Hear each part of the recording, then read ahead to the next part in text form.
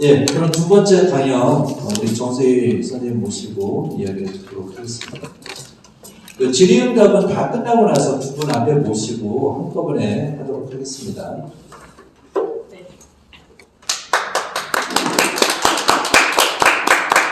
네, 안녕하세요. 밀양 송년탑 반대 대책위원회에서 활동을 하고 있는 정수희라고 합니다. 반갑습니다.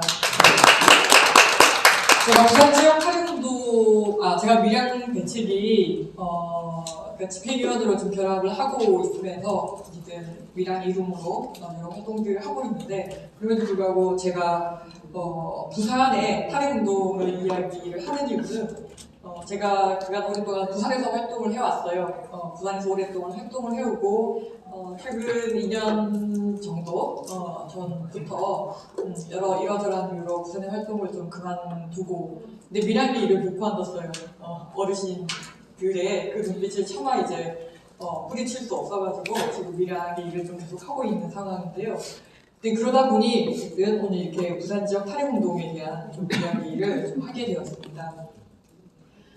일단 들어가기 전에 오늘 몇 가지 좀 같이 확인을 하고 혹은 제가 이 이야기를 하고 좀 시작했으면 좋겠다라고 하는 것들입니다.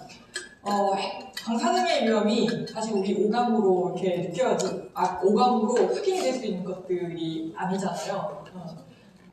과학자들의 개입이 있어야 되고 그들의 평가 기준에 따라서 그리고 그들의 해석에 따라서 우리가 이것이 있다 없다 확인이 되고 그리고 그것이 우리한테 얼마나 위험한가라는 것들이 그들의 평가에 따라서 우리가 알게 되고 체감하고 느끼게 되는데요.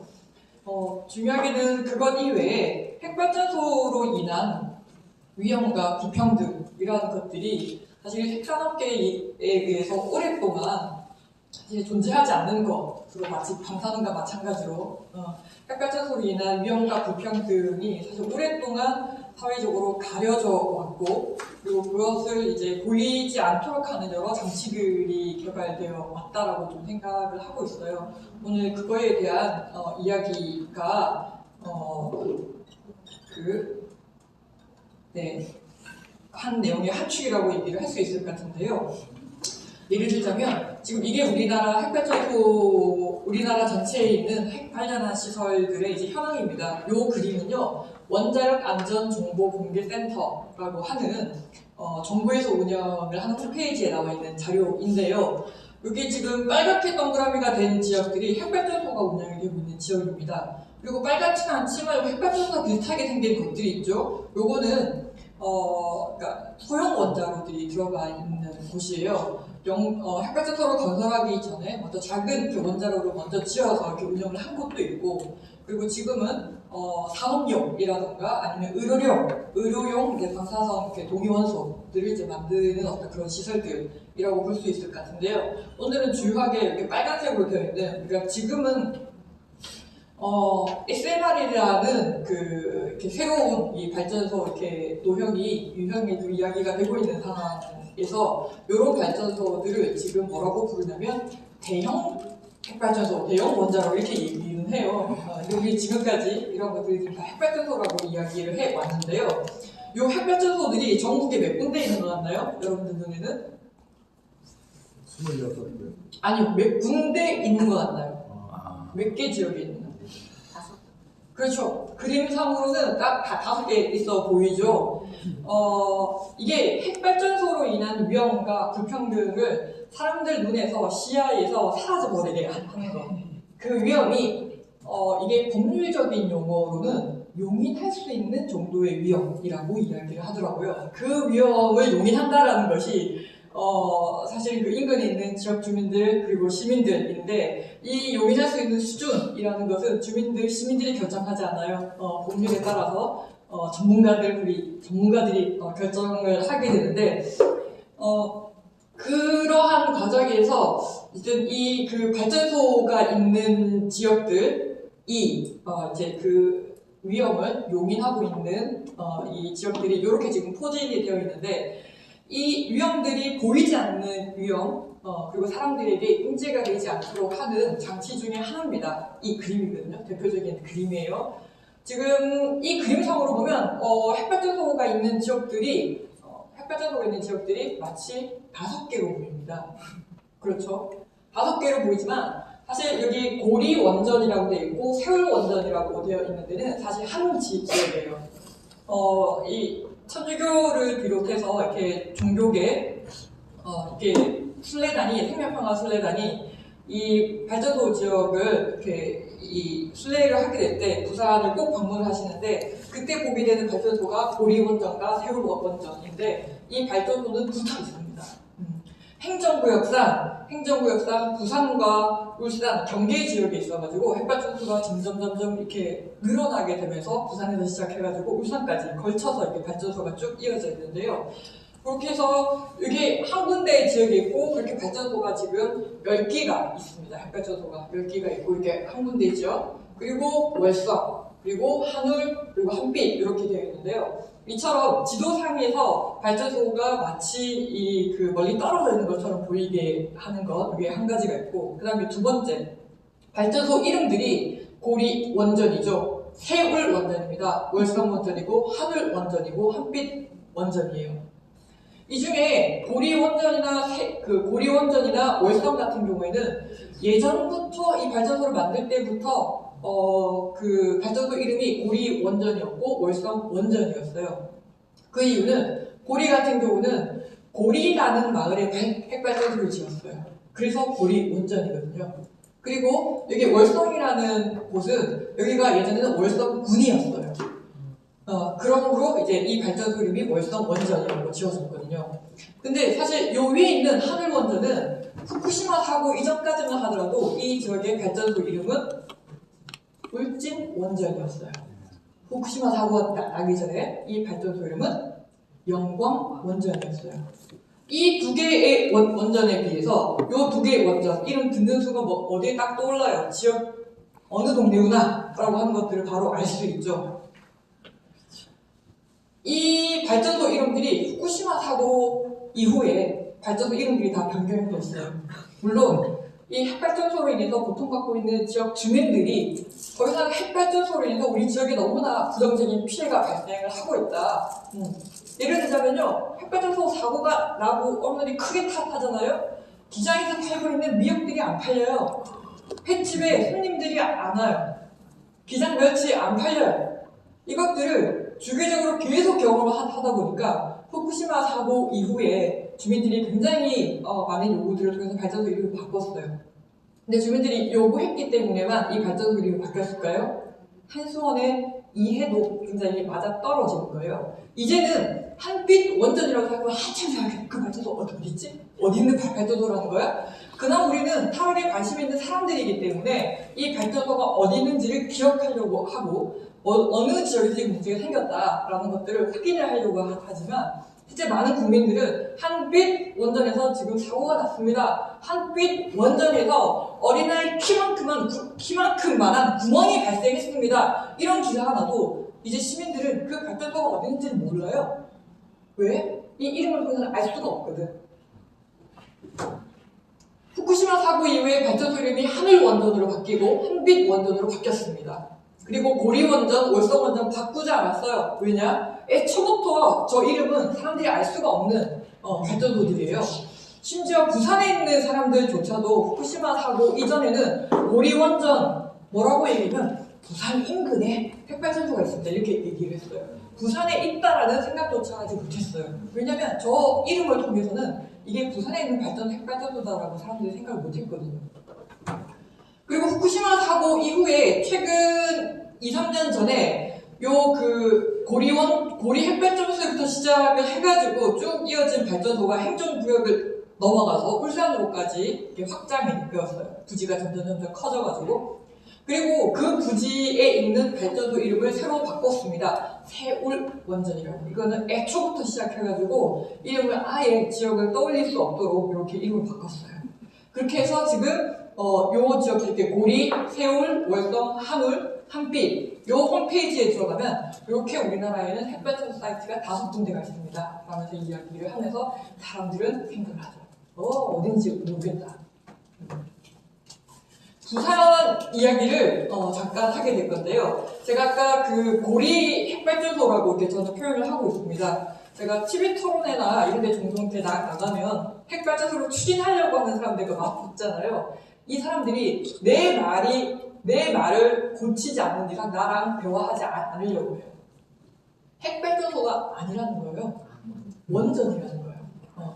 당신이 용어를 똑바로 쓰지 않으면 난 다 당신과 이야기하지 않겠다. 이 이야기를 굉장히 여러 번 들었거든요. 그런 차원에서 우리는 이름을 똑바로 써야겠다. 저기 이준택 교수님께서 와 계신데요. 말씀하셨어요. 이거는 물리적으로도 원자력 발전이 아니다. 핵발전이다. 라는 이야기를 했었거든요. 그래서 우리 부처라도 원전이라는 표현보다 핵발전이라는 정확한 용어를 쓰는 것이 좀 필요하다라는 생각이 드는데요. 자, 어쨌든 요 핵발전소가 있는 이곳이 고리 핵발전소 지역이고 고리 핵발전소입니다. 요 전체를 두고 고리 핵발전소 주변 지역이라고 얘기를 하고 있는데요. 고리라는 마을에 여기 고리 1호기, 2호기, 3호기, 4호기 그리고 원래 그 다음에 순서대로는 이 발전소거든요. 원래는 처음 계획할 때는 고리 1호기, 2호기, 3호기, 4호기, 5호기, 6호기였어요. 자, 여기가 경계가 요 밑으로는 부산이고 요 위로는 울산이에요. 그래서 고리 1, 2, 3, 4, 5, 6 자, 그 다음에 어떻게 돼요? 7, 8, 9, 10 이렇게 돼요. 그죠? 어때 보여요? 너무 많아 보이죠? 그러니까 마법을 썼습니다. 즉, 이 일종의 사회 정책인 거예요. 위험을 가리기 위한. 사람들이 위험이 적다라고 용인할 수 있는 수준의 위험이다라고 인지를 하도록 만드는 장치가 여기서 또 적용이 됩니다. 고리 1, 2, 3, 4 가다가 신고리 1, 2, 3, 4, 5, 6 이름 바꿔서 갔어요. 자, 그 다음에 또 최근에 이쪽에 있는 발전소들이 세울 원전이라고 또 이름도 새로 바꿨다라고 얘기했잖아요. 그렇게 되니까 이제 어떻게 되냐면 고리 1, 2, 3, 4, 신고리 1, 2, 세울 1, 2, 3, 4 이렇게 표로 나와 있는 숫자로 보면 이제는 부산에는요 핵발전소가 6개 있고 어떤 분은 4개가 있다고 느낄 수도 있을 것이고 2개가 있다고 느낄 수도 있고 혹은 또 저 위에도 울산도 4개가 있구나 이렇게 이름상으로 표상으로는 더 이상 이 위험이 굉장히 큰 위험이다라고 느낄 수 없도록 그렇게 만들어지고 있는 상황입니다. 그 상황에서 여기 이 고리 1978년도에 고리 핵발전소가 처음 이제 가동이 되기 시작했는데요. 여기 있는 마을에 있는 고리에 살고 있는 사람들이 마을을 떠나야 됐어요. 이 사람들이 일부는 부산에 있는 어느 마을 그리고 일부는 가까이 울산에 있는 마을로 여기 골매라는 마을로 이사를 갔어요. 고리 1호기 처음 지어졌을 때. 자, 근데 이쪽 동네에 지금 뭐가 있나요? 신규 핵발전소가 지어졌죠? 처음에 고리 1, 2, 3, 4 지으면서 고리라는 마을 사람들을 다 이주를 시키고 그리고 신고리 1, 2호기 건설을 1, 2, 3, 4 건설을 하면서 효암과 비약이라는 곳의 마을 주민들을 전체 이주를 시켰어요. 그리고 골매는 실리라는 마을 안에 골매 부락 마을 안에 이제 한 부락인데 실리라는 마을에 사실 이렇게 신고리 1, 2, 3, 4가 들어섰을 때 실리 마을의 40%가 발전소 부지 안으로 편입이 되었어요. 그런데 신고리 5, 6호기가 들어서면서 이 실리 마을이 또 발전소 안으로 이 부지가 편입이 됐거든요.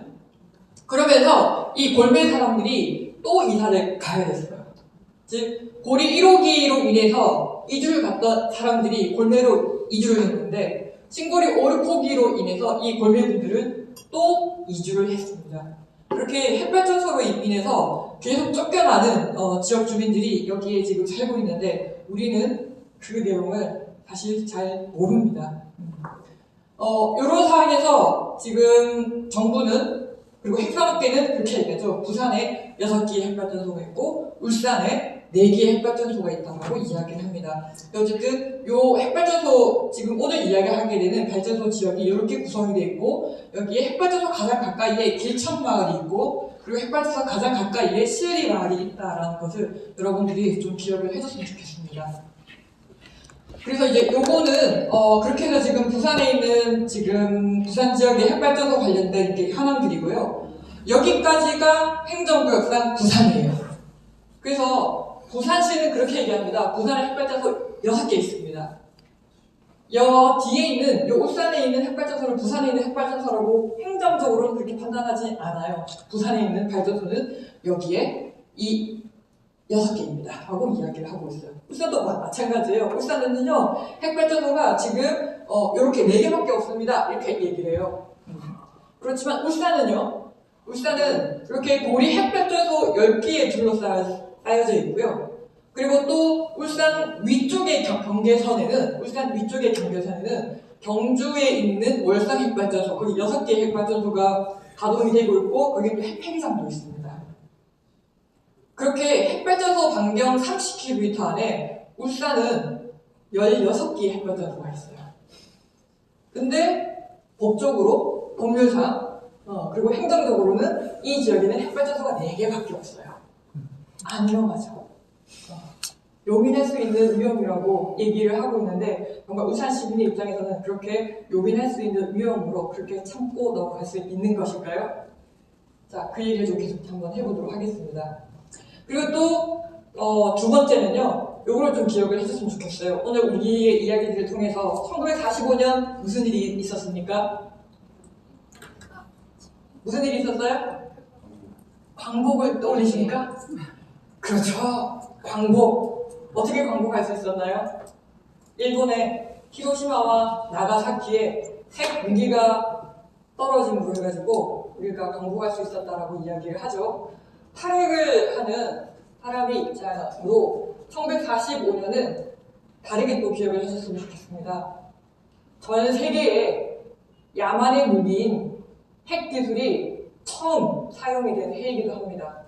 1958년, 그러니까 이게 지금 45년인데요. 지금 우리가 2024년 지금 끝이잖아요. 내년이 되면 몇 년이 되는 겁니까? 80년이에요.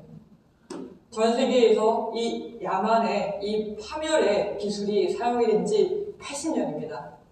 1958년은요, 사실 거의 한 10년 정도밖에 지나지 않았는데, 우리나라는 이 경험을 실제 우리나라의 원폭 피해자들, 핵무기로 인한 피해자들이 있음에도 불구하고 핵 발전을 도입을 하겠다라고 원자력법을 처음으로 만든 해입니다. 그게 1958년이고요. 그리고 70년 전의 일입니다. 그리고 1978년 우리나라에서 핵발전소가 제일 먼저 가동이 된, 즉 고리 1호기, 우리나라에서 제일 첫 번째 핵발전소인 고리 1호기가 가동이 된 해가 1978년입니다. 50년이었습니다. 50년. 이 시대를 이제는 우리가 끝내야 됩니다. 핵 기술이 사용이 된 지 80년이고, 이게 100년이 되기 전에 우리 인류의 고도의 지혜와 용기와 힘을 모아서 100년이 되기 전에 이 야만의 시대를 끝내야 된다라는 생각이 듭니다. 100년입니다. 거의 80년이고 100년 안에는 멈춰야 되는 게 우리 모두의 책임이지 않을까, 좀 그런 생각이 듭니다. 자, 그리고 이제 오늘 본격적인 이야기를 하게 될 건데요. 아까 사토시에서 그 일본의 그 폐기물과 관련된 이야기를 좀 했었어요. 핵 발전의 전체 과정을 생각하면, 다르게 얘기하면 전기가 생산되어서 우리 집에 오기까지 어떤 과정을 거치게 될까라는 걸 보통 이제 해결료 사이클이라고 이야기를 하기도 합니다. 그게 우리나라는 채굴을 해야겠죠? 우리나라에서 우리는 채굴을 하지 않습니다. 해외에서 다 채굴을 해서 우리나라로 이렇게 들여오게 되는데, 부산으로 들여와서 그것을 대전에서 핵연료로 가공을 합니다. 그리고 대전에서 핵연료를 가공을 해서 아까 얘기한 이 4개 지역에 그 핵연료를 다시 보내서 그 지역들에서 발전소를 운영을 하죠. 거기에 있어서 발전소를 운영을 하기 위해서 건설이 반드시 필요합니다. 그리고 발전소를 다 이제 가동을 하고 나면 뭐가 남아요? 폐기물이 남죠. 이 폐기물을 어떻게 처리를 할 건가, 요 이야기. 건설과 관련된 이야기, 폐기물과 관련된 이야기. 그리고 여기 지금 관로로 해서 제가 송전이라고 얘기를 했는데요. 실제 우리 집에 전기가 오기 위해서는 이 발전소를 건설을 하고 운영을 하고 우리 집에 전기가 오기 위해서는 송전이라는 과정도 같이 필요합니다. 요 이야기는 오늘 좀 크게 다루지는 않을 건데요. 실제 요 두 가지, 발전소를 건설을 하고 그리고 핵 폐기물을 처리를 하고 요 두 개의 과정이 사실 우리나라의 핵산업을 이렇게 전개해오고 확장을 해오는데 지역에서 일어난 큰 싸움의 큰 두 가지 맥락입니다. 정부가 핵산업을 계속 유지하기 위해서 어떻게 건설을 추진해왔고 그리고 핵산업을 계속 유지하기 위해서 이 폐기물 문제를 어떻게 처리해 왔는지 부산의 관행운동을 통해서 좀 이야기를 해보도록 하겠습니다. 부산은 어쨌든 고리 1호기, 즉 우리나라에서 핵발전소가 제일 먼저 들어선 지역이고 핵발전소가 제일 먼저 가동이 된 지역입니다. 1978년이라고 이야기를 했는데 부산에서 이 관행운동이 시작이 된 것은 보통 1988년경이라고 이야기를 합니다. 즉 핵발전소가 가동이 되고 난 다음에 거의 한 10년 정도가 지나서 부산뿐만 아니라 한국 사회의 반핵운동은 그렇게 핵발전소가 가동이 되고 난 이후에 거의 한 10년 정도가 지나서 이 반핵운동이 시작이 될 수 있었습니다. 왜 그랬을까요? 왜 그랬을까요? 1986년에 체르노빌에서 핵발전소 사고가 발생했어요. 한국 사회에서는 그 이전에는 이 핵발전소가 그렇게 위험한 거라고 인지를 못했어요. 체르노빌 사고가 있고 난 다음에 제일 먼저 움직인 것은 주민들이었어요. 주민들의 입장에서는 뭐냐면 핵발전소가 가동이 되고 시작하고 난 뒤로부터 지역에 이상한 일이 생기는 거예요. 기본적으로 어장의 변화가 생겨요. 따뜻한 물 계속 내뿜고 있거든요. 그리고 지역에 기형어가 나타나고 기형 가축이 나타나고 혹은 동네에 뇌가 없는 아이가 태어나기도 했었어요.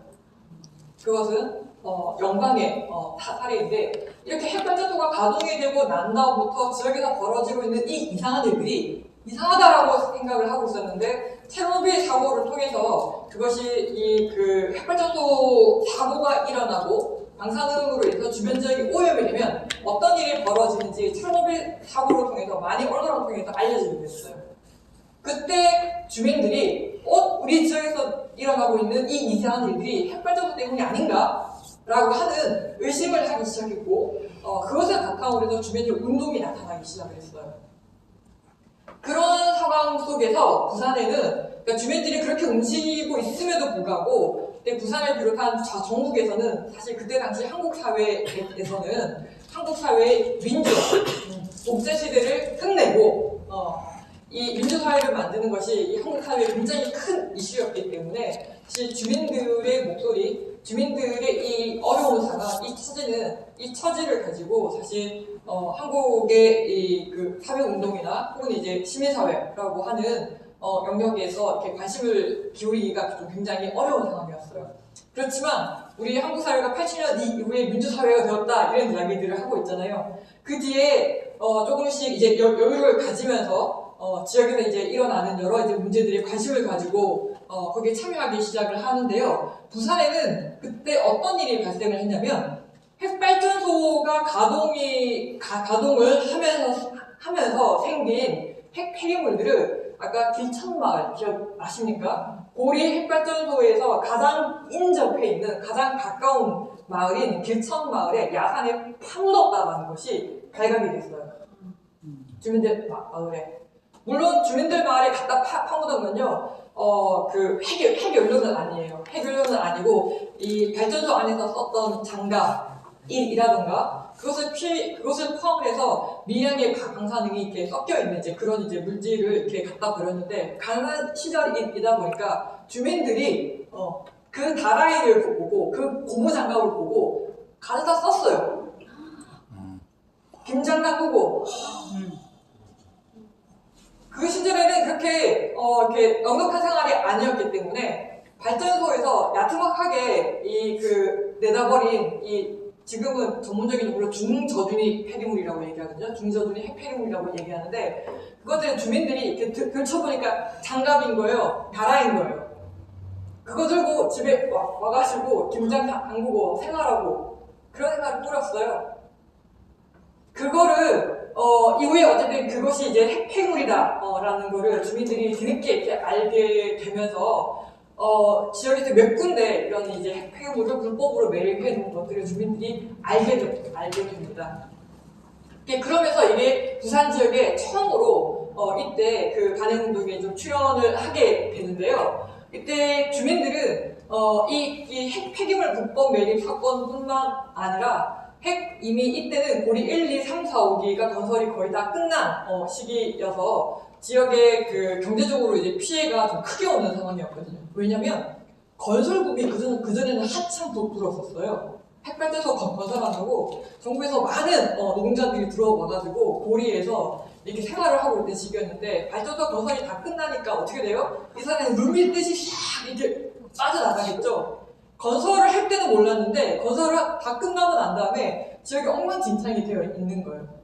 주민들이 그것 때문에 여러 이제 피해 보상이나 이런 것들을 요구하고 있던 시점에 이것들이 드러나게 되고, 근데 이것을 결국 그때는 어떤 식으로 이렇게 합의를 했냐면 주민들 민원을 해결해 줬었어요. 해수욕장이 없어지니까 돈으로 보상을 했어요. 그리고 지역에 빈집들이 많으니까 보상을 해줬어요. 그 과정에서 한전은 자기들 것도 같이 챙겨갔어요. 이미 이때 발전소를 10년 이상 다 가동을 하면서 아까 핵폐물 불법 매립했잖아요. 왜 불법 매립했을까요?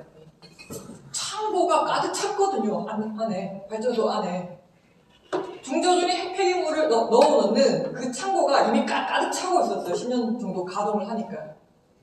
그래서 이 발전소 안에 네 번째 이 임시 저장 시설을 만드는 것을 합의를 해주고 그렇게 그때 당시 벌어진 일들을 끝내버렸어요.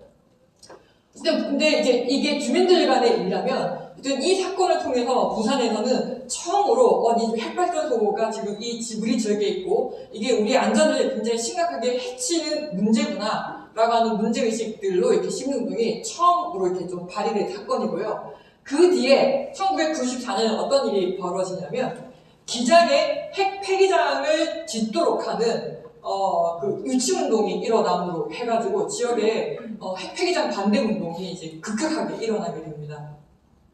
이때는 이미 핵발전소를 가동을 한 지 10년 정도가 훨씬 더 지났고 이때 86년도부터 해서 우리나라는 핵 폐기장 부지를 정하기 위한 여러 이제 정책들을 하게 되는데 전국적으로 이 핵 폐기장을 이렇게 이 정부가 선정한 지역들에서는 이 주민들이 이 목숨을 걸고 이렇게 반발을 하고 싸우는 바람에 이 핵 폐기장이 줄줄이 이렇게 분산이 되던 상황이었어요. 그때 방금 이제 사토 씨가 이야기한 것처럼 우리 정부가 돈 주겠다. 핵 폐기장 받아들이면.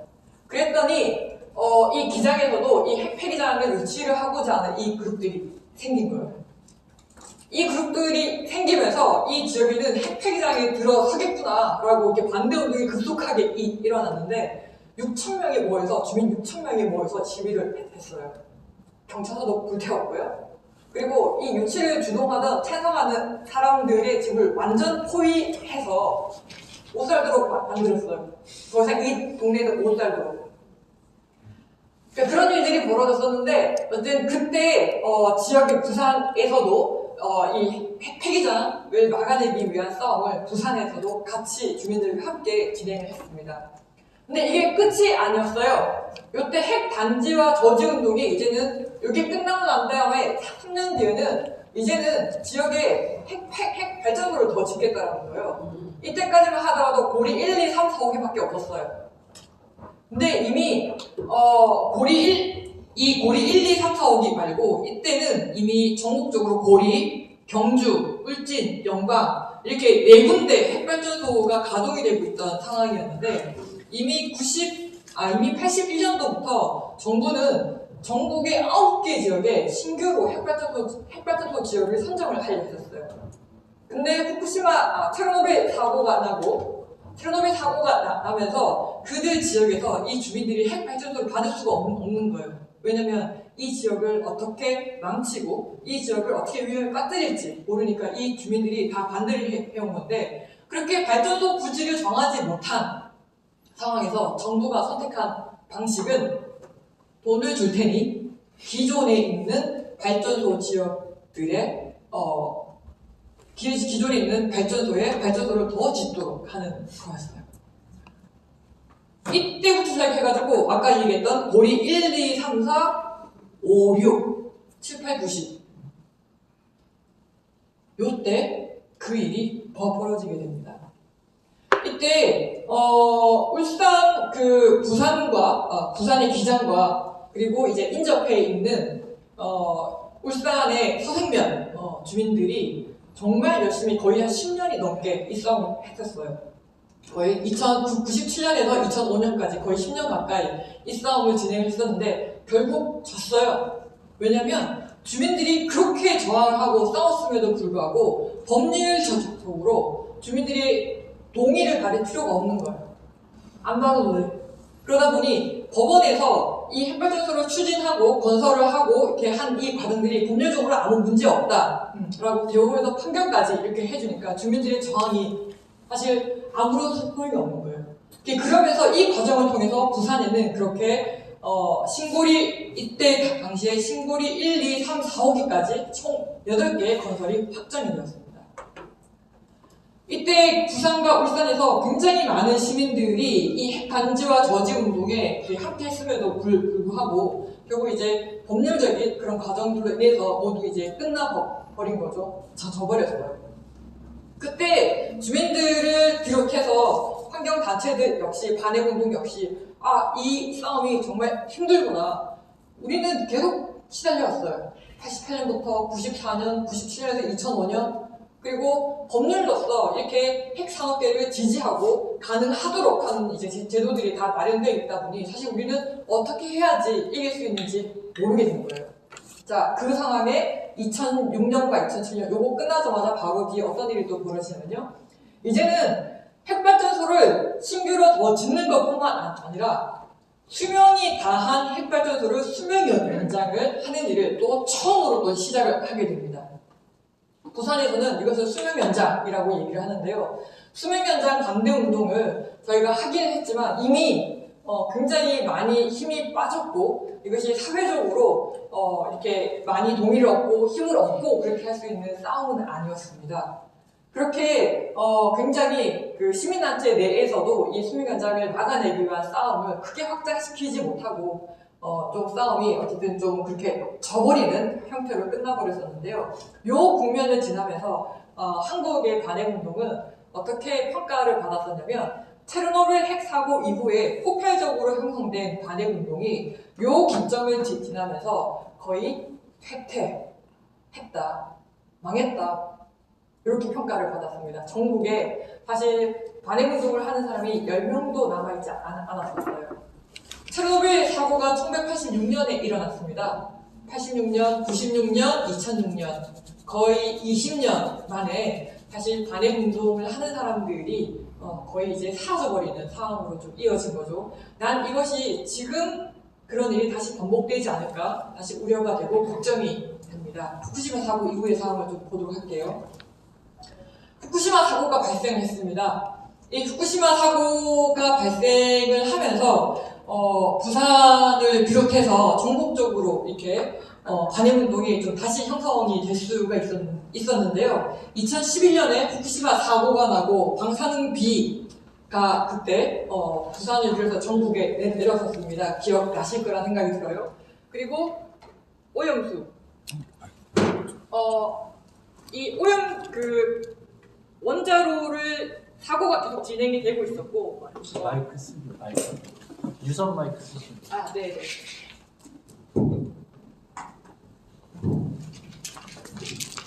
이 후쿠시마 사고가 그냥 이렇게 뻥 터지고 끝나는 것이 아니라 몇 달 동안 이 원자로를 식히기 위해서 바닷물을 때려붓는 작업들을 계속 진행을 했었는데요. 그러면서 이제 오염수 방류가 그때 가장 큰 이제 문제로 사회적으로 좀 이슈가 되기는 했었었는데, 처음에는 부산에서도 이 그 일본에서 발생한 이 핵 사고를 대응을 하기 위해서 우리가 그때 시민대책위원회라는 것들을 만들어서 부산에서 활동을 시작했는데요. 그 뒤에 부산에서는 어떤 일들이 벌어졌었냐면, 사실은 그 전에는 이 핵 발전소 안에서 무슨 일이 벌어지는지 사실 알 수가 없었어요.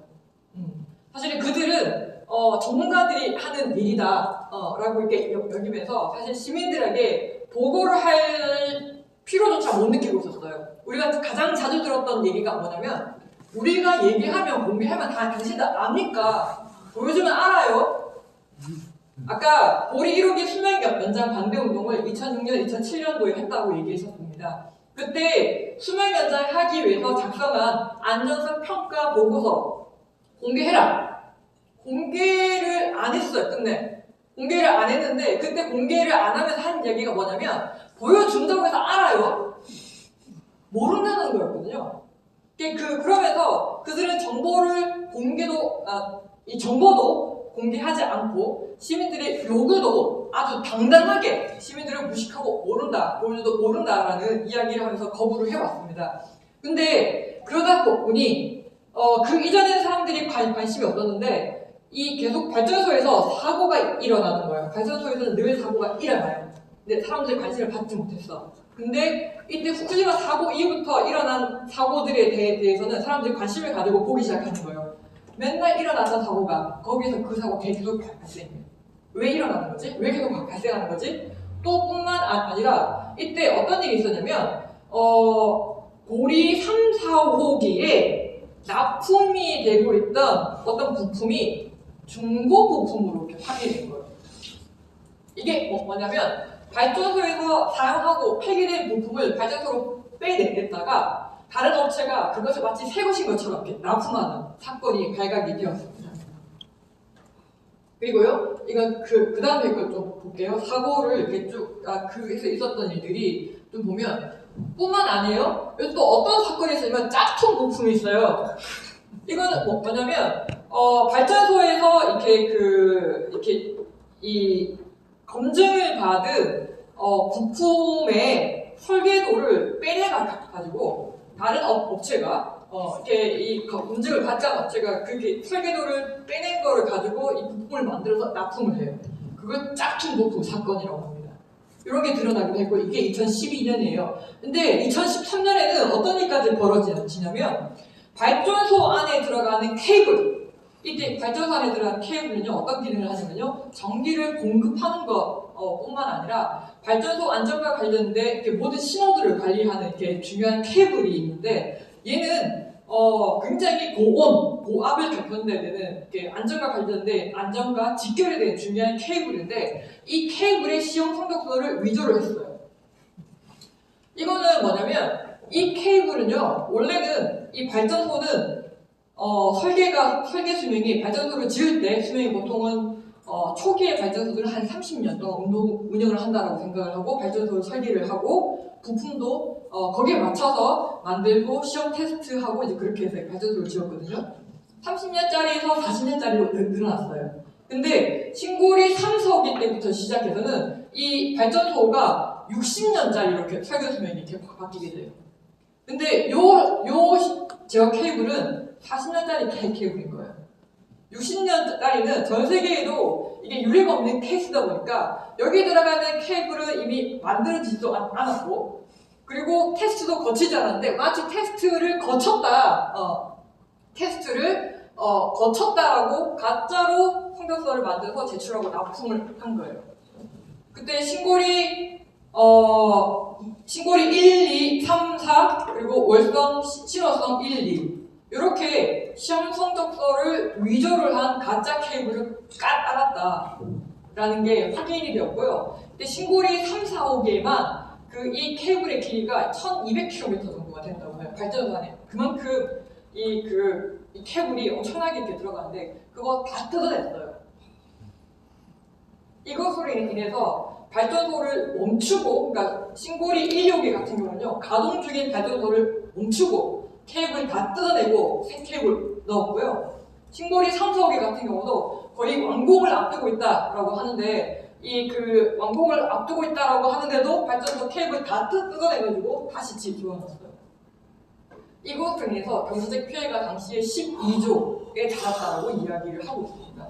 그러니까 이렇게 여러 이제 그 발전소로 인한 그 안전사항의 문제가 발생을 하고 있는 거예요.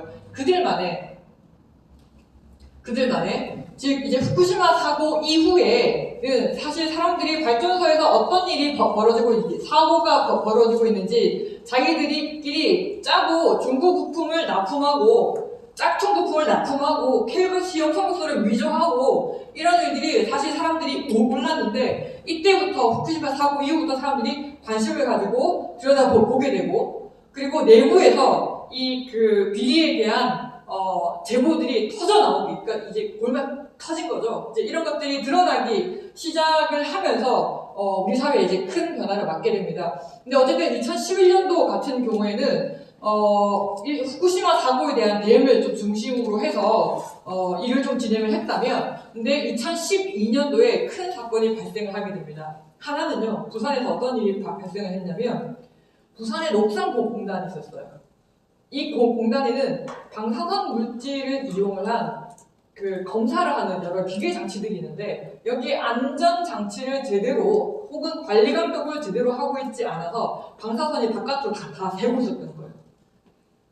공장 바깥의 버스 정류장에서 버스를 기다리고 있던 시민들이 방사선을 계속 막고 있었던 거예요. 노동자들이 안전관리가 제대로 되고 있지 않아서 이 작업 과정에서 방사선을 계속 쪼이고 있었던 거예요. 그것이 이때 2012년도 1월 달에 드러나게 되었고요. 이러면서 부산에서의 관행운동, 환경운동이 사실은 노동자들까지 같이 확장이 되게 됩니다. 즉 그냥 안전을 걱정하는 시민, 환경을 걱정하는 환경단체의 문제만이 아니라 이렇게 노동자의 문제로 같이 확장이 된 거죠. 근데 2012년도에는 또 어떤 일이 벌어지게 됐냐면, 밀양에 있는 70대 어른이 분신을 하는 사건이 발생해요. 뭐냐면, 우리가 핵발전소 후쿠시마 사고가 났었을 때 사람들은 어떤 문제에 관심이 있었냐면, 방사비가 내려서 우리 아이들이 맞지 않을까? 바다에 방사능 물질이 확산이 되고 있어서 우리의 식탁에 방사능에 오염이 된 식품들이 올라와서 우리 아이들의 건강, 우리 가족의 건강을 해치지 않을까? 이런 이제 걱정들을 하면서 사실 이제 이렇게 탈핵운동이 확장이 된 거예요. 후쿠시마 사고 이후에. 근데 밀양에서 한 어르신이 분신을 했는데, 이게 한국 사회에 이 탈핵운동에 있어서, 반핵운동에 있어서 큰 변화를 이렇게 만들어내는 일을 하게 됩니다. 즉 뭐냐면, 밀양은 핵발전소와 관련이 없을 것 같잖아요. 사실 그때만 하더라도 사람들은 이 그 밀양이라는 것들도 몰랐고, 그리고 핵발전으로 시작을 해서 이 핵발전소에서 전기가 만들어져서 우리 집에 오기까지 이 과정들에 대해서 사실 사람들이 별로 관심이 없었어요.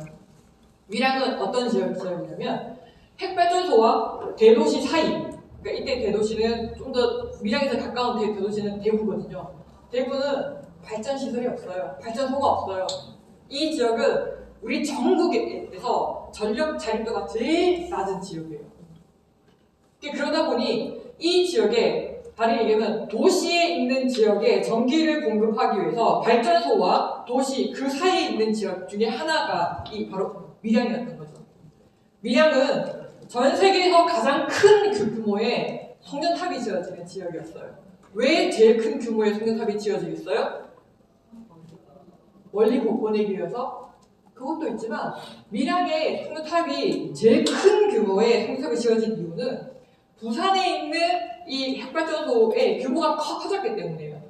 고리 1, 2, 3, 4, 신고리 1, 2, 3, 4, 5, 6 보내야 될 전기가 더 많아졌어요. 또한 고리 1호기의 용량이, 그냥 뒤에 단위는 빼고 이야기할게요. 뭐 킬로그램이나 센티미터나 뭐 이런 것처럼 용량 뒤에 단위는 빼고 얘기하면, 고리 1호기의 용량은 480이에요.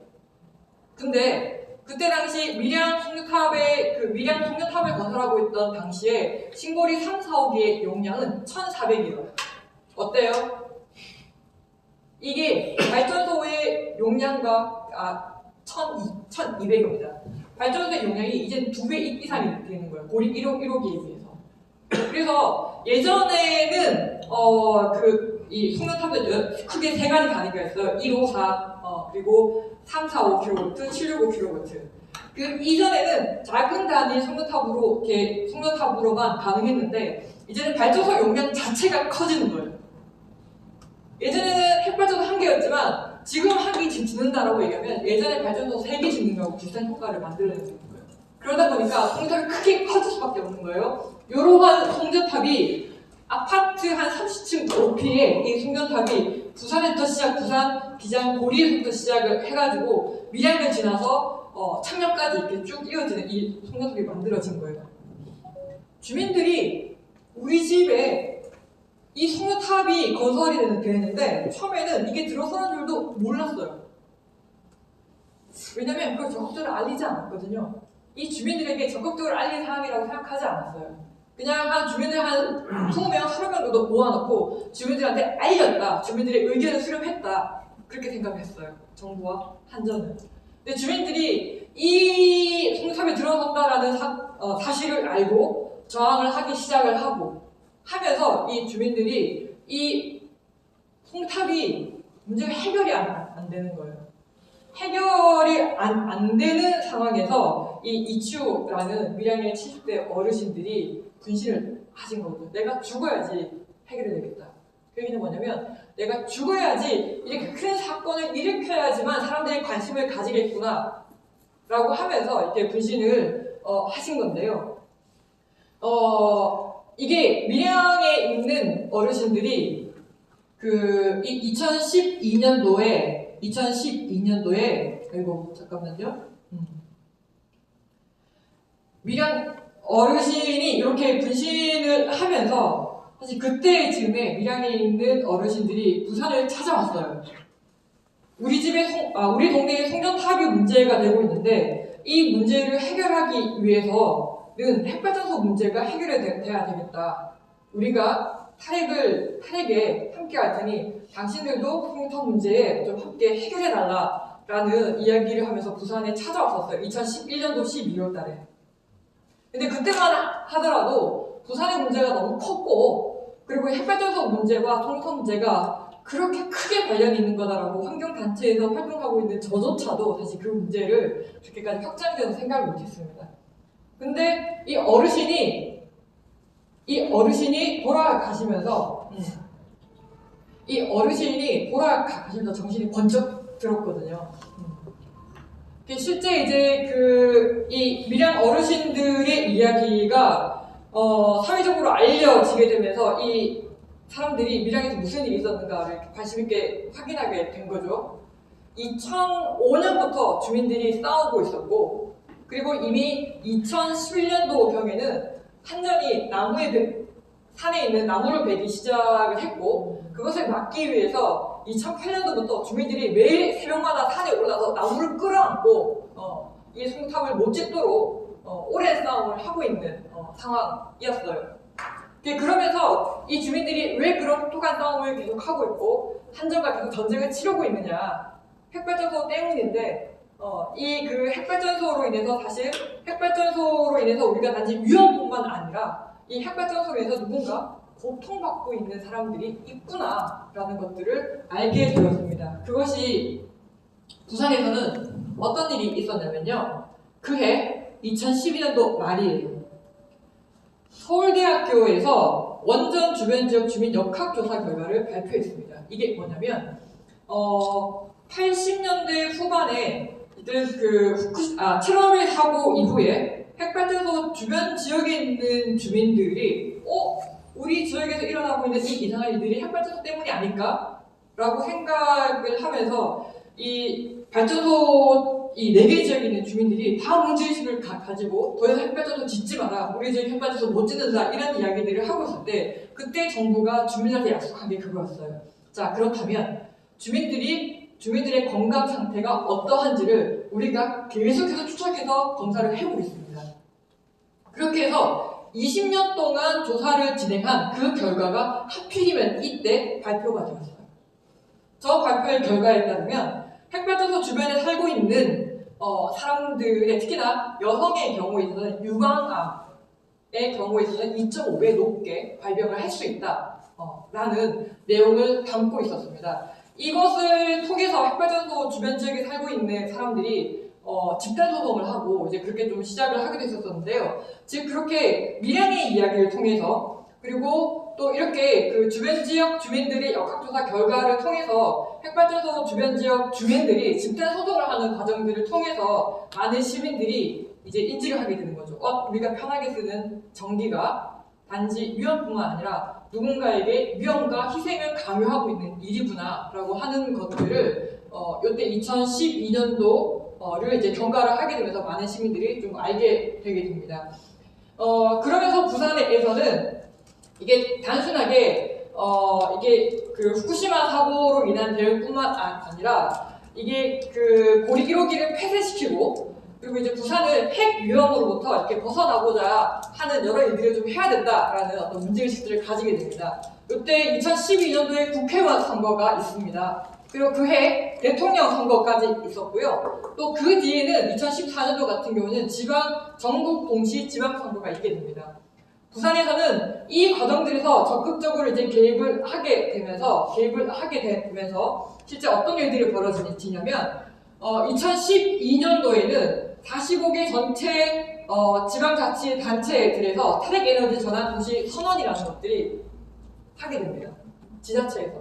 즉 시민들과 가장 가까이 이렇게 접촉하는 어떤 그런 지자체들에서 이제 이런 선언들을 하게 되는데요. 2012년도에는 전현직 국회의원이 에너지 전환을 위한 국회의원 모임을 만들고 그리고 서울에서 2012년도에는 원전 하나 줄이기 정책들을 펼치게 되고 그리고 2012년도에도 역시나 국회의원 모임이 만들어지게 되고 2012년도에 그 아까 국회의원 선거가 있었다고 얘기했잖아요. 그때 이제 핵없는 세상을 위한 국회의원 연구 모임이 만들어지게 되고 2016년도에도 이렇게 국회의원 모임이 만들어지게 되는데 실제 부산에서는 요 2012년도부터 시작을 해가지고 2015년도까지 이렇게 고리 1호기 폐쇄를 시작으로 해가지고 부산이 더 이상 핵으로부터 위험이 없는 도시를 만들어야 된다라고 하는 것들을 시민 운동을 통해서 정치권을 변화시키기 위한 운동으로 이렇게 확장을 해가게 됩니다.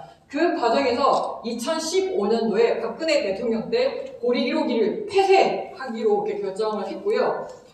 이게 부산뿐만 아니라 전국 시민들의 여러 이제 노력들을 통해서 고리 1호기 연구 정지를 결정을 할 수가 있었는데요. 그러면서 2015년도에 그렇게 고리 1호기 연구 정지 결정이 있고 난 다음에 부산에서는 그러니까 2015년에 그런 결정이 있고 난 다음에 그 다음에는 여러분들 좀 기억을 하실 거라는 생각이 드는데 경주에서 큰 지진이 발생했어요. 한국 사회에서 굉장히 큰 지진이 이렇게 발생을 하게 되면서 더 이상 이게 이 핵발전소 한 개를 문 닫는 것이 아니라 한국이 안전한 사회로 나아가야 된다라는 여러 시민 운동들의 결과를 바탕으로 해서 결국 2017년 대선에서 에너지 전환을 약속하는 대통령이 당선이 되게 됩니다. 그 과정에서 부산은 그때 부산에서 신고리 오르코기가 추진이 되고 있었고, 그리고 이것을 막아내기 위한 100만 서명 운동가, 그리고 이제 탄핵 국면에서 만들어진 이 대선에서 이 에너지 전환을 이렇게 여러 이제 대선 후보들한테 촉구를 하게 되는데, 요 문재인 대통령이 탈핵을 선언하기 그 과정에서 부산 시민들이 굉장히 중요한 역할을 했고, 이 시민들의 힘에 의해서 대통령이 이러한 선택을 할 수 있었다. 저희는 그렇게 좀 평가를 하고 있습니다. 자, 근데요, 그 전에 이후에 부산의 상황은요, 이미 2017년, 그러니까 대선을 치르기 전에 그때 당시 서명석 부산시장이었습니다. 부산에서는 더 이상 이 핵의 위험으로부터 부산이 이런 상황이 돼서 안 된다, 에너지 전환을 해야 된다라고 하는 것이 부산시장이 당시에 시무식에서 클린 에너지 도시라고 선언을 했어요. 뭐냐면 2030년이 되면 사실은 설계 수명이 부산에, 그러니까 부산 행정구역상 핵발전소가 몇 개 있다고요? 6개가 있거든요. 행정구역상 6개의 발전소가 있는데 2030년이 되면 이 발전소들이 차례대로 다 수명이 완료하고 발전소 문을 다 닫을 거라고 생각을 했었던 거예요. 거기에는 여야를 가리지 않고 진보 보수를 가리지 않고 부산에는 에너지 전환을 할 수 있다, 해야 된다라고 하는 그런 원칙을 좀 가지게 됐고 그것이 부산시 정책으로도 반영이 됐었어요. 2040년 클린에너지 부산 더 이상 핵발전소 쓰지 않고 부산에서 필요한 에너지는 2030년에는 100% 클린 에너지로 만들어내겠다라고 하는 것이 부산시 정책이었습니다. 자, 그랬는데요. 이 서변수 시장은요, 그때 당시에 한나라당, 지금 이제 국힘의 전신, 이렇게 출신의 이렇게 국회의원, 시장이었고요. 이렇게 부산에서는 이런 분위기가 이미 그 시민사회뿐만 아니라 정치권으로까지 굉장히 많이 확장이 되어 있는 상황이었고, 근데 이제 문재인 대통령이 당선이 되면서 이게 국가 정책으로 이제 에너지 전환이라는 것이 이제 탈핵 에너지 전환이라는 것들이 만들어졌죠. 그건 여러분들이 좀 아실 거라고 생각하고 좀 간단하게 넘어가면요. 반면 윤석열 대통령이 되는 과정을 여러분들 잘 기억을 해보시면 월성 1호기 폐쇄, 그러니까 문재인 대통령 때 그 탈핵 정책의 일환으로 했던 월성 1호기 폐쇄의 과정에 있어서 여러 문제들을 지적을 하면서 사실은 이 윤석열 정부가 좀 타세행을 할 수 있었다라고 좀 저희들은 그렇게 좀 평가를 하고 있는데요. 사실 문재인 대통령 때 탈핵을 하겠다라고 탈핵 국가를 선언을 하고 여러 탈핵 정책을 만들기는 했지만 이 정부가 법률을 바꾸지 않았어요. 수명 연장하지 않고 신규 핵발전소 짓지 않겠다라고 정책으로 선언을 하기는 했는데 이게 법률로서 만들어져 있지 않다 보니까 수명 연장을 하지 않은 한수원, 핵발전소 신규 건설을 포기한 한수원 사장들 다 배임으로 다 걸었고요. 다 이제 이 기업에 이렇게 피해를 줬다. 그리고 그 과정과 이행하는 과정에서 정부와 결탁해서 굉장히 나쁜 짓을 했다라고 하면서 윤석열 정부가 다 고발하고 제도를 만들지 않아서 이런 사단이 벌어지고 결국 윤석열 정부는요 핵 강국을 만들겠다라고 선언을 하면서 대통령 후보로 나섰습니다.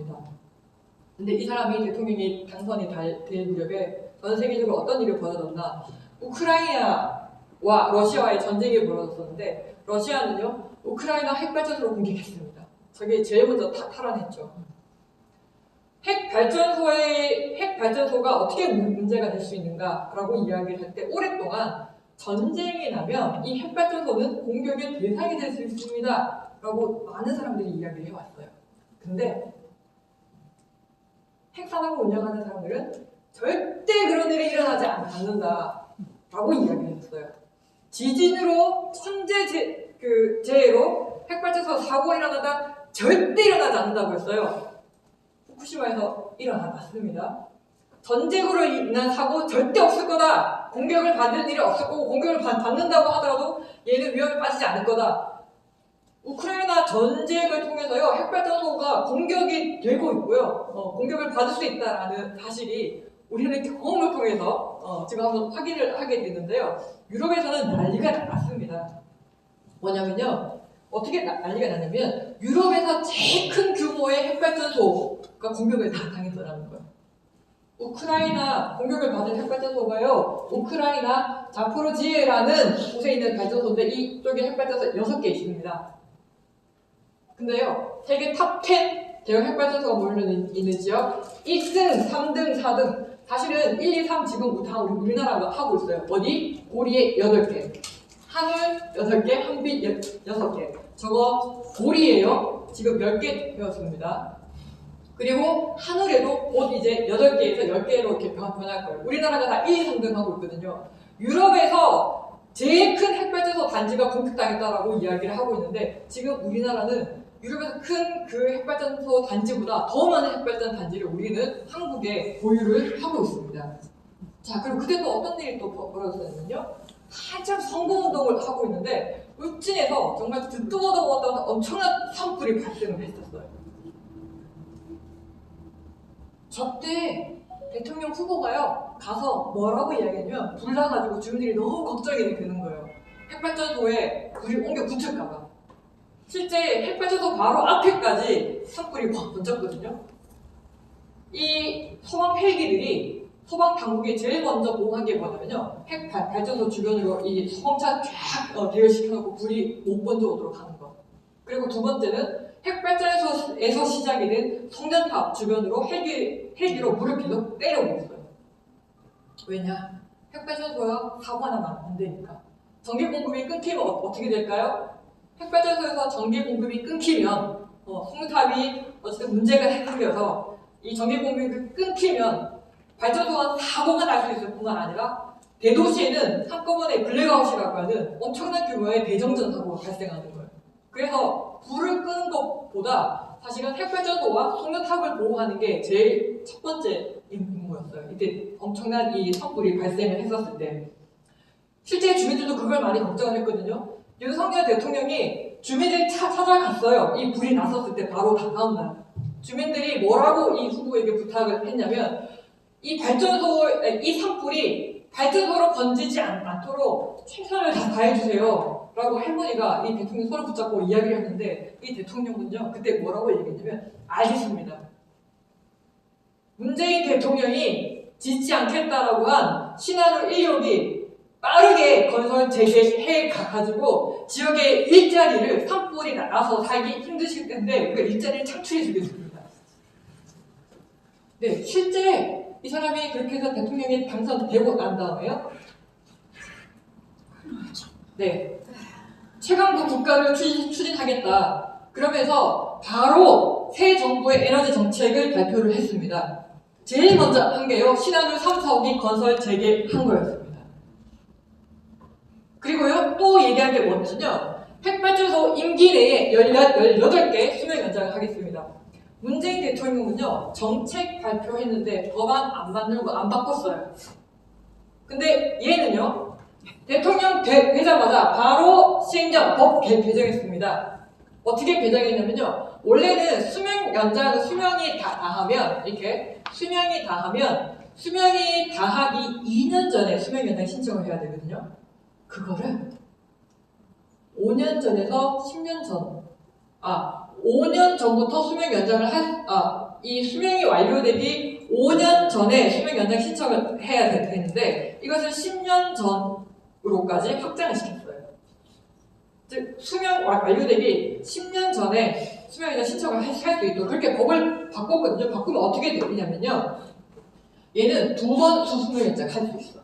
이 발전소들. 그리고 이 발전소들은요, 또 한 번 더 이렇게 수명 연장하고, 그렇게 해서 총 18개의 핵발전소의 수명 연장을 하겠다.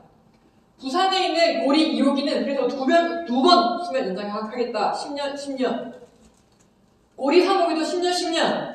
즉, 자기 임기 내에 요거 다 하고 가겠다라고 선언을 했어요.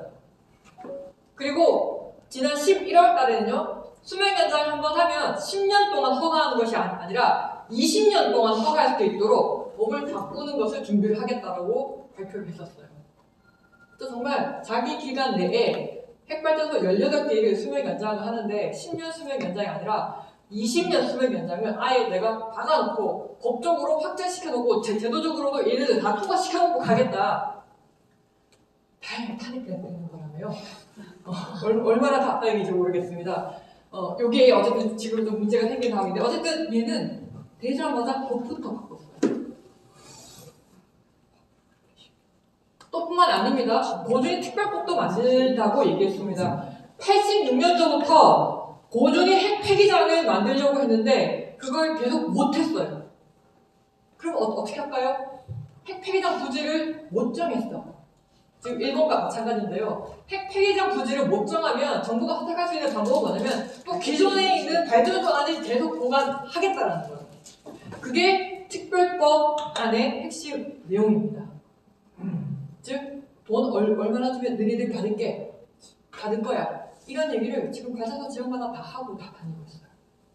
요거를 확정지어서 하도록 하겠다라고 하는 것이 이번 대통령의 주요 공약이었고 이런 것들이 좀 추진되고 있는 상황입니다. 뿐만 아니라 이 SMR이라고 하는 거는요. 지금까지 얘기한 것은 대형 발전소들인데 저는 세계적으로 이제는 대형 발전소 시장이 너무 암울해, 어두워. 조그만 발전소 짓겠다라는 거예요. 대한민국 방방 곳곳에. 될지는 잘 모르겠습니다. 근데 정부는 이 여러 지자체들이 받을 거라고 생각을 해요. 왜냐면 그 얘기 들어보셨나요? 핵발전소에서 일어날 수 있는 사고의 확률 100만 분의 1 들어본 적 있죠? 아이고 체르노빌과 후쿠시마에서 사고가 발생했는데 어떻게 그게 100만 분의 1이라고 얘기하는지 잘 이해가 가지 않는데 요 조그만 발전소는요 1억 분의 1밖에 안 된대요. 사고가 일어날 확률이. 그래서 이 조그만 이 SMR이라는 이 발전소를 통해서 지역이 에너지 자립을 할 수가 있대요. 타릭 진영이 오랫동안 이야기를 했던 지역 에너지 분산과 함께 에너지 자립을 요 SMR로 할 수 있다라고 하면서 지금 추진을 하고 있는 상황입니다. 이게 윤 대통령의 계획이었고요. 요것이 11차 전력수급 기본계획. 윤 대통령이 대통령이 되고 난 다음에 두 번의 전력 계획을 세웠습니다. 이 11차는요, 올해 5월 달에 발표를 해서 원래 11월 달에, 올해 지금 12월이죠? 12월 달에 국회 보고를 통해서 확정이 될 예정이었어요. 그 계획에 따르면 SMR 4개 지어가지고 핵발전소 1개 분량의 전력 생산 시설을 만들겠다라고 하는 것이 이 11차 전력 수급 계획에 반영이 되어 있었고요. 또한 신규로 핵발전소 또 건설 추진하겠다. 기존에 있는 발전소 말고요 3개를 더 추진하겠다는 건데요. 영덕 오랫동안 폐기장 핵발전소를 막았던 지역입니다. 삼척 오랫동안 역시나 핵발전소와 핵폐기장을 막아온 지역이에요. 거의 30년 넘게 싸운 지역이에요. 이 지역들 또다시 완전 얼었어요. 윤 대통령의 이 발표를 통해서. 우리 지역일까? 우리 지역일까? 지금 부산에는 그렇게 생각하고 있어요. 아, 부산이구나. 왜냐면 이미 부지가 다 확보가 되어 있거든요. 자, 이렇게 신규 발전소 건설 추진하겠다라는 내용이 지금 11차 계획에 포함이 되어 있습니다. 그리고 수출하겠다라는 것도 이제 포함이 되어 있는데 여러분들 그거 많이 들어보셨죠? 체코에 지금 우리가 수출을 하고 있는데 계약 거의 따기 바로 일보 직전이다 라는 이야기를 하고 있잖아요. 일보 직전 하여튼 조로 이야기들이 이번 대통령의 올해의 에너지 전력 계획이었어요. 자, 근데 어떻게 됐습니까? 지금 완전히 다 엎어졌어요.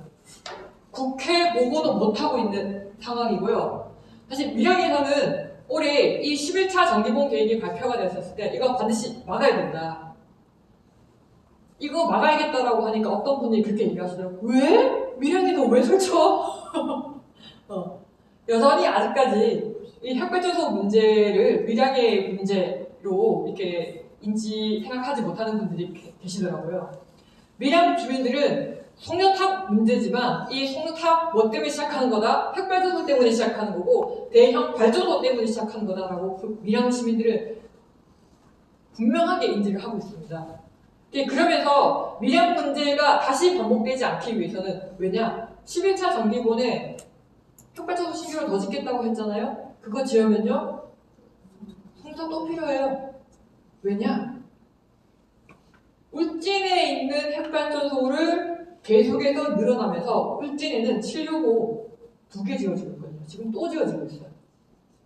이게 없던 일이 아니기 때문에 밀양에 더 이상 송유탑이 안 지어진다. 이거 보장할 수 없고 부산에 핵발전소가 3개가 더 들어서면 밀양은 또다시 송탑을 또 수용해야 된다.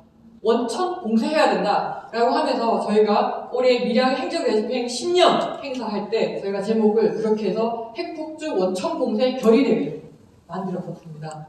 그러면서 실제 기후저희가 지금 굉장히 사회적으로 이슈가 되고 있는 상황인데 우리는 탈핵과 탈식년 탈이 기후정이다라고 하는 이야기를 확장을 해가면서 우리는 지금 정치권에서 이 핵발전소 문제를 제대로 다시 다룰 수 있도록 우리는 만들어야 된다라고 하면서 준비를 해 나가고 있는 과정이었습니다.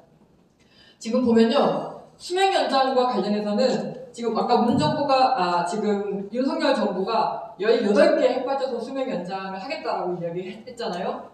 이미 수명 완료가 돼서 고리 2호기, 고리 3호기는 정지되어 있는 상태예요. 근데 지금 이미 나머지 이 발전소들에 대해서는 수명 연장을 위한 첫 번째 과정들이 다 끝났어요. 두 번째 과정들이 지금 진행되고 있는데 처음에 이게 윤 정부 거의 출범과 동시에 부산과 울산에서 수명 연장을 막아내기 위한 싸움이 시작이 됐고요. 근데 그럼에도 불구하고 어쨌든 진행이 됐어요. 그 다음에는 영광에서 사실 작년부터 올해까지 이 수명 연장을 막아오기 위한 싸움을 진행했고, 그리고 사실 이번 올해 며칠 안 됐습니다. 12월 달부터는 또 이제 경주 월성 핵발전소에 대한 싸움이 지금 시작이 되고 있어요. 근데 너무나 불행히도 울진에서는 이미 시작이 되었고 심사가 들어갔음에도 불구하고 울산에서는 울진에서는 좀 이렇게 주민들의 운동이나 시민들의 관심과 참여가 거의 지금 나타나고 있지 않은 어떤 그런 상황인데요. 지금 이들은 착착 수명 연장을 지금 계속 진행을 하고 있어요. 그러면서 차례대로 마치 점령하듯이 지역별로 돌아가면서 지역의 싸움들을 다 무력화시키고 있는 상황이죠. 주민들은 그리고 시민들이 이렇게 열심히 싸우고 저항을 해오고 있음에도 불구하고 일단 주민들과 시민들이 이렇게 생각을 하고 있어요. 최대한 지연시키자 수명 연장 과정을. 어쨌든 수명 연장 부산에서 제일 먼저 시작이 됐지만 아직까지 심사 중이에요. 심사 완료하고 싶었지만 심사 완료 못했어요. 호남권 수명 연장과 관련해서 주민 의견 수렴 과정을 거의 1년 넘게 지연시켰어요. 그리고 울산 이제 시작했는데요. 울산에서도 최대한 늦게 지연을 시켜야 된다 이렇게 생각을 하고 있습니다. 왜일까요? 우리는 곧 선거를 하거든요. 물론 지금은 탄핵 국면이기 때문에 선거 시기가 더 앞당겨지기는 했어요. 앞당겨지긴 했지만 우리는 다음 혹은 지금 사실 우리 거의 한 190석에 가까운 야당이 차지하고 있는 정치권을 갖고 있어요. 근데 이 야권에서 탄핵을 이야기하고 있지 않아요. 적극적으로 얘기하고 있지 않아요. 적극적으로 이야기하게 만들어야 된다. 그래서 다음 대선에서는 탄핵을 다시 얘기할 수 있도록 해야 된다. 그러니 지금은 최대한 지연시키면서 탄핵 진영과 함께 탄핵 정책이 만들어지도록 우리 그렇게 얘기합니다. 탄핵 정책이 만들어지는 것뿐만 아니라 제도화를 시켜야 돼요. 법률로서. 이거를 하지 않으면 탄핵 정책이 다시 빠꾸하고 지역은 계속해서 점령당하고 유린당하고 난도질 당하는 일이 계속 반복될 거다. 이 제도화를 위한 싸움을 우리가 지금부터 차분히 준비해야 된다. 그리고 지금은 탄핵 국면이잖아요. 아까 말씀드린 요거 지금 거의 다 나가리가 되고 있는 상황이에요. 11차 정기본 핵발전소 추가로 건설하겠다. 수명 연장 하겠다. 또 뿐만 아니라 요거 잘 기억했으면 좋겠는데요. 핵 폐기물과 관련된 이야기가 단순히 지역을 핵 폐기장으로 만드는 일뿐만 아니라 사실은 다른 나라의 핵발전소 수출을 하는 데 있어서도 굉장히 중요한 법이라고 평가되어지고 있어요. 왜냐하면 기후 위기 시대에 유럽에서는 혹시 텍소노미라고 들어보셨어요? 친환경 기술로서 핵 기술에 포함이 됐어요.